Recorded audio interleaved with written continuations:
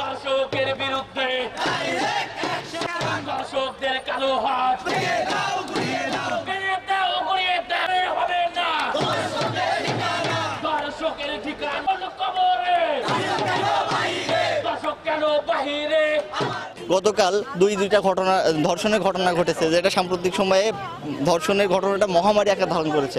তাই আমরা যশোরে যাই, এই স্থানীয় যারা আছি এবং ছাত্রছাত্রীরা বিভিন্ন পেশাজীবী সংগঠনের যারা আছি, তারা একত্র হয়েছি যে আমরা ধর্ষণের বিরুদ্ধে সবসময় আওয়াজ তুলব এবং ধর্ষক আমাদের যারা আইনজীবীরা আছেন যশোরে, তারা যেন কোনো ধর্ষকের বিরুদ্ধে না দাঁড়ায়, এজন্য আমরা এই আদালত প্রাঙ্গণে এসে হাজির হয়েছি।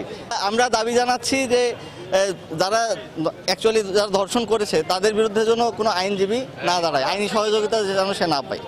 উৎসবের খুশি হবে নগদে বেশি, কারণ ঘন্টায় ঘন্টায় আছে গিফট জেতার সুযোগ।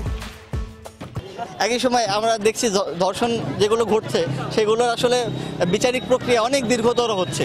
এই বিচারিক প্রক্রিয়া যেন দীর্ঘতর না হয় এবং অতি অল্প সময়ের ভিতরে বিশেষ ট্রাইব্যুনাল গঠন করে হলেও তাদের দ্রুততম সময়ের ভিতরে শাস্তির আওতায় আনা হোক। গতকাল গদখালিতে আমাদের এক বোন সেখানে ফুল কিনতে গিয়েছিল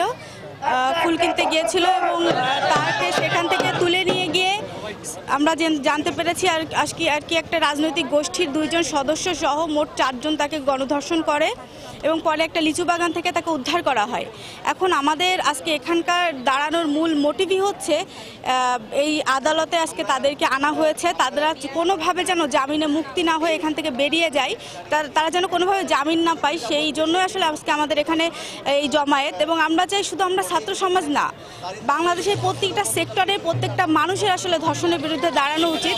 কারণ ধর্ষণ একটা মানসিক বিকৃত একটা মস্তিষ্কের আসলে উৎসাহিত করা, যদি এদেরকে আমরা এদের এগেনস্টে না দাঁড়াই, তো সেই জায়গা থেকে আসলে ধর্ষণ একটা ন্যাক্কারজনক ঘটনা।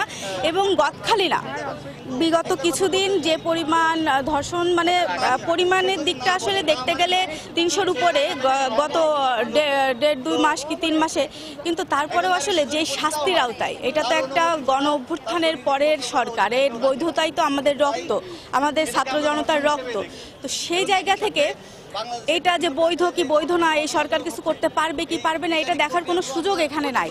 এটাই রক্তের বিনিময়ে অর্জিত গণ অভ্যুত্থান এবং সেই গণ অভ্যুত্থানের মানুষের দ্বারা তৈরি একটা সরকার, অন্তর্বর্তীকালীন সরকার হলেও এটা খুবই বৈধ একটা সরকার।